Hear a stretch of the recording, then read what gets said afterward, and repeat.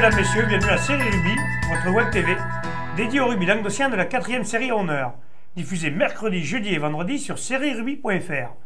Comme tous les jeudis, nous recevons un invité, aujourd'hui Alain Laurent, entraîneur des Rives d'Orbe. Bonjour Alain. Bonjour Alain. Avec mes céréales chroniqueurs, c'est bien entre Alain, on se comprend. J'attendais ça là, je voulais être mort de rire déjà. Hein, facile.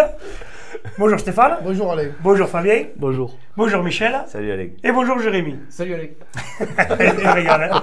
Là, vous êtes en canne olympique, les gars. Cette semaine, je vous sens déchaîné. Toujours. Bon, Alain, comment se passe cette saison 2013-2014 au sein des Rives d'Orbe? Bon, ben, cette saison 2013 a été difficile à commencer après une déconvenue l'année dernière. Mais là, ça y est, petit à petit, le collectif prend ses marques et on obtient les résultats qu'on souhaite et qui vont nous permettre, j'espère, d'avoir une issue plus positive dans ce championnat. C'est quoi justement les objectifs alors cette saison? L'année dernière, on s'incline en demi-finale après avoir été premier toute la saison, donc ça a été vraiment très, très frustrant. Maintenant, on est passé à côté, voilà, c'est la loi du sport. Ça arrive, ça, c'est les années se suivent, mais ça en mois d'avril dans le Languedoc, c'est comme ça. Ouais, c'est ça. Ben nous, cette année, c'est pareil, c'est essayer d'aller au bout. On va pas se mentir, on a échoué l'année dernière. On n'est pas les premiers cette année, on est plutôt en position d'outsider, mais... T'as un gros effectif?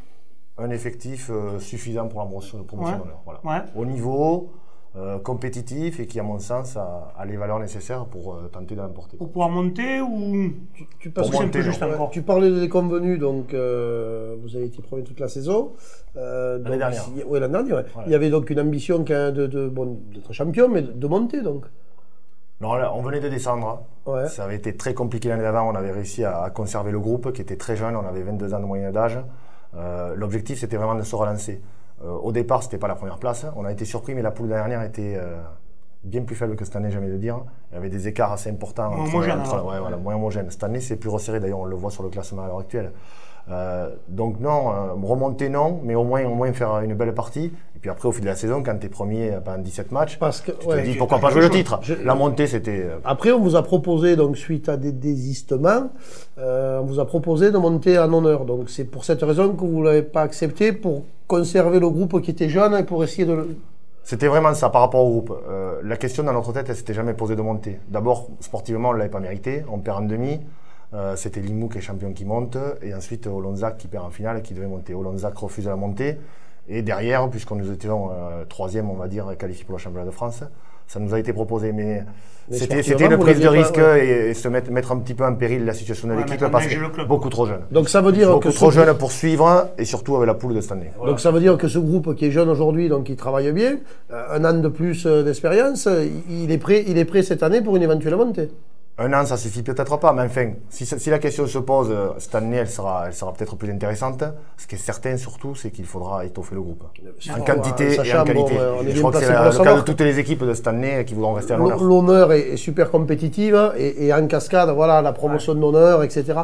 Je pense que cette année, tout le fait d'avoir vraiment reformé des groupes de 10 partout, hein, jusqu'en deuxième série, ça a vraiment fait quand même, à mon avis, monter le niveau. Ouais, le niveau a été beaucoup plus... Le niveau monte, ça fait 3 ans que le niveau monte chaque année, on s'en rend compte tous les dimanches. Maintenant, arriver à suivre certains clubs, comme cette année l'ABB ou Rissan, pouvoir afficher des ambitions en face. Même Plage d'Orbe, si Jean-Port-la-Nouvelle, Conqueville-Moustouzou, il y a quand même des grosses cylindrées. Tu connais sur l'effectif, justement, tu as conservé le même groupe que l'année dernière ou tu as eu quelques arrivées qui t'ont renforcé? On a eu quelques départs parce qu'on a deux ou trois joueurs qui ont arrêté de jouer, tout simplement, force de l'âge. Mais sinon, après, non, on a très peu d'arrivées. On a conservé le groupe, on a intégré des juniors. On a 3-4 juniors qui jouent régulièrement dans l'effectif première. Et ensuite, à noter éventuellement, on a Grégory Sauvan qui était à la BB justement, qui nous a fait une saison énorme pour le moment, qui est blessé. J'espère qu'il sera là pour les phases finales. Mais voilà, c'est une recrue principale. On a Sylvain Toulouse qui est revenu aussi, qui avait quitté le club pendant 2 ans et qui devrait être là aussi pour finir malgré une blessure qu'il a eue dans l'hiver. Très bon talonneur. Un excellent talonneur, oui. Donc voilà. Des arrivées qui n'ont pas bouleversé le groupe, qui nous ont permis juste de travailler à la continuité et qui ont renforcé. Qui ont apporté un peu plus de qualité ou d'expérience parce qu'ils sont plus âgés que les autres aussi. Ben voilà, de l'expérience et de la qualité parce que ce sont 2 joueurs, pour citer Sylvain et Grégory, qui nous apportent tous les dimanches. Après, non, c'est la continuité d'un travail qui était engagé depuis 3 ans et le groupe, à 90%, c'est le même depuis 3 ans. Et bon, le credo des Rives d'Orbe, on l'a bien compris, donc c'est la formation. Donc c'est un club qui forme beaucoup. Tu me dis qu'il fait jouer des juniors. juniors, enfin, qui montent et tout, qui jouent. Donc c'est bien. Je crois que tu as un regard aussi sur ce qui se passe en amont, non, sur les jeunes. Un regard, oui. Enfin, on essaye de travailler en concertation. Hein. J'ai déjà travaillé un petit peu avec l'école de rugby, qui regroupe quand même de nombreux villages. Donc c'est une grosse école de rugby, plus de 150 gamins. Combien vous êtes de villages ensemble là? Donc il y a les Rives d'Or pas proprement dit, c'est-à-dire Cazoul, c'est son nom Marossan, et Murviel-Tézan qui nous est associé, qui a été associé à nous aussi pour l'école de rugby. Également sur les cadets et les juniors. Donc j'ai vu régulièrement les éducateurs de l'école de rugby. On travaille avec Kevin Ansermier qui est responsable, et tous les éducateurs d'ailleurs. Ensuite sur les cadets et sur les juniors, parce qu'on se réunit de temps en temps pour un petit peu parler du jeu, de la façon dont on aborde différents thèmes, et puis parce que c'est bien de parler de rugby avec des futurs joueurs qu'on espère faire jouer. Ça fait les juniors. Comment ça se passe justement? Ça m'intéresse entre les deux villages là, donc les deux clubs. 5 villages. Non mais je veux dire les deux clubs. Ouais. Oui. Après la sortie de junior, ils vont chacun d'où ils viennent ou... Ça c'est toujours les points difficiles des regroupements. Sur cadets juniors, on est en rassemblement avec Murviel-Tézan, donc les jeunes sont licenciés à Murviel-Tézan ou au Rive d'Or. Et en sortie de junior, après moins de 19 ans, ils choisissent là où ils veulent aller. Là où ils veulent. Alors habituellement, ceux qui sont licenciés à Murviel-Tézan déjà depuis 4-5 ans continuent. Ouais, mais des fois, tu peux avoir des affinités avec des potes qui sont dans le truc. Je sais pas, ça doit être rigolo le truc à la fin. De toute façon, les Rives d'Or au niveau senior n'ont que 4 ans d'existence. Puisqu'avant, c'était pire que ça, puisqu'il y avait Cessenon qui était avec Saint-Chinian, il y avait Cazoul qui était avec Marossan, qui était avec Tézan. Donc là, c'était carrément l'éparpillement des juniors. On a voulu à un moment donné déjà resserrer en créant une identité Rive d'Or qui aille des premiers pas jusqu'au senior. Actuellement, voilà, il y a quelques joueurs encore qui partent sur Murviel-Tézan après leur. Il y a une équipe junior, une équipe cadet? Oui. D'accord. Oui, c'est ça. Au niveau des entraîneurs, par rapport à l'année dernière, il y a eu du changement. Tu es tout seul, non, pas de changement dans l'encadrement. C'est toujours Stéphane Dinzen qui entraîne avec moi la première. Mais j'ai envie de dire, on sépare surtout le vendredi. Le mercredi, on travaille avec la réserve qui était aussi présente.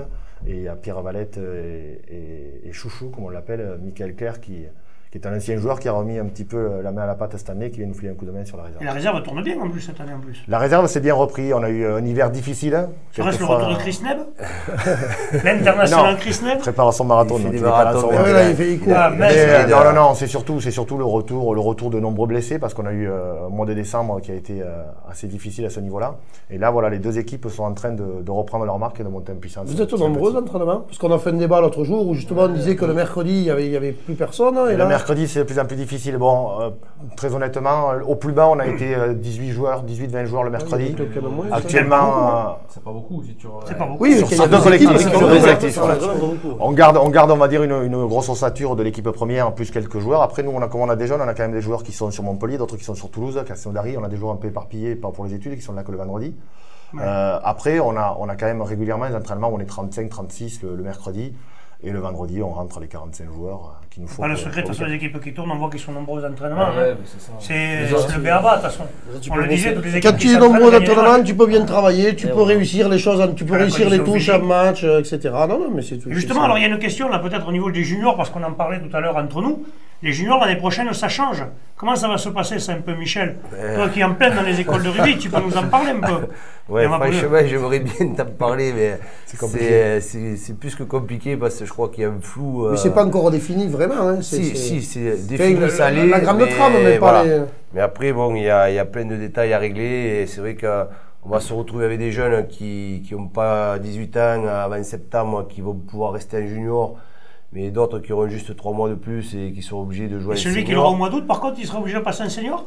À partir du 1er septembre, ceux qui sont nés après septembre, qui seront majeurs, on va dire, ils seront obligés de jouer un senior. C'est un peu compliqué quand même ça. Ou dans une équipe, une nouvelle équipe junior. Voilà, ou d'avoir des espoirs. L'équipe espoir, quoi. Voilà. Donc c'est plus les années civiles, c'est ça? Voilà, il faut avoir le niveau de jouer au niveau. Quoi qu'au foot, ça fait des années que c'est comme ça. Je crois que ça s'arrête en juillet ou un truc comme ça. Non, mais ils sont dans un créneau de formation de jeunes. La question qui se pose, elle est surtout de savoir si le comité va avoir une politique spécifique pour la catégorie 18-20 ans au niveau régional. Aujourd'hui, je ne pensais pas qu'il y ait des décisions qui aient été prises à ce niveau-là. Créer des équipes, aujourd'hui, c'est déjà coûteux. Moi, je vois sur notre club, on en parle régulièrement. Si on nous demandait de créer une catégorie moins de 20 ans, c'est pas tellement des licences, mais c'est surtout un encadrement, c'est tout bête, mais des maillots, des déplacements, des frais d'affiliation, des frais supplémentaires que tous les clubs ne pourront pas supporter. Il faudrait peut-être regrouper peut-être cette équipe espoir avec l'équipe réserve. Alors, la question, là, moi je pense qu'il y a un problème de finance, parce que en fait, on va enlever des joueurs au niveau des pros, on fera des équipes à moins, donc ça coûtera moins cher aux pros. Mais bon, ces joueurs, s'ils vont jouer dans des petits clubs, mais ça coûtera aux petits clubs. Ou alors, ils arrêteront et on risque de perdre pas mal de jeunes.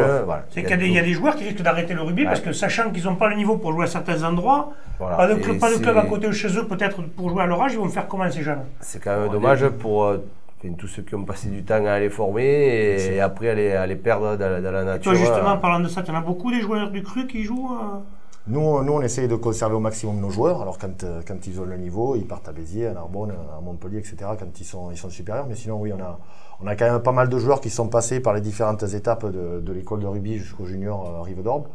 Actuellement, on doit avoir à peu près 2/3 de l'effectif qui est issu de village. Oui, c'est même énorme, oui, parce qu'il y a beaucoup de villages où c'est pas ça. On en a beaucoup. Maintenant, on ne pourrait pas vivre uniquement avec nos joueurs. Ouais, tu es obligé d'avoir 4 joueurs qui arrivent d'à côté. C'est compliqué, donc on est obligé d'avoir des joueurs parce qu'on a de la quantité. Il n'y a pas toujours de la qualité qu'il faut. Il y a tout qui compte. Hein. Surtout si on veut, comme on parlait tout à l'heure, essayer de monter. D'ambitionner plus haut, de jouer plus haut, oui, c'est sûr qu'il faudra être. Maintenant, il faut garder ces jeunes. Maintenant, garder ces jeunes, ça coûte. Ça coûte, c'est pas facile pour encadrer.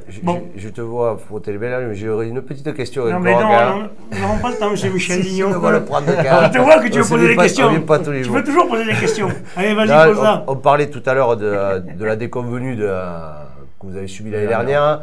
Et bon, on sait qu'un groupe, ça fait quand même du mal, ce genre de situation. C'était juste pour savoir comment vous avez réussi, en conservant le même groupe, à les remettre dans le bain et à de nouveau reprendre la compétition. De savoir un petit peu comment vous avez refixé les objectifs. On n'a pas refixé d'objectifs. On n'a pas refixé beaucoup d'objectifs. Non, le plus dur, ça a été de reprendre de la confiance en soi, de ne pas prendre les choses avec beaucoup de recul.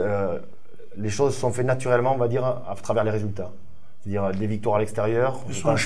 Avant Noël, aller gagner à Cuisa où pas grand monde avait allé gagner, se fixer des rendez-vous match après match et montrer à travers les résultats que l'équipe avait toujours des qualités et qu'elle pouvait aller plus loin. C'est ces résultats qui ont guidé un petit peu notre état d'esprit. Bon, ben Alain, on va te remercier d'être venu. On va te souhaiter une bonne fin de saison avec les Rives d'Orbe. Merci beaucoup. Messieurs, on se retrouve demain. Bon petit volaille. J'ai plus de questions. Allez, transférez les questions. Au revoir. Allez, salut.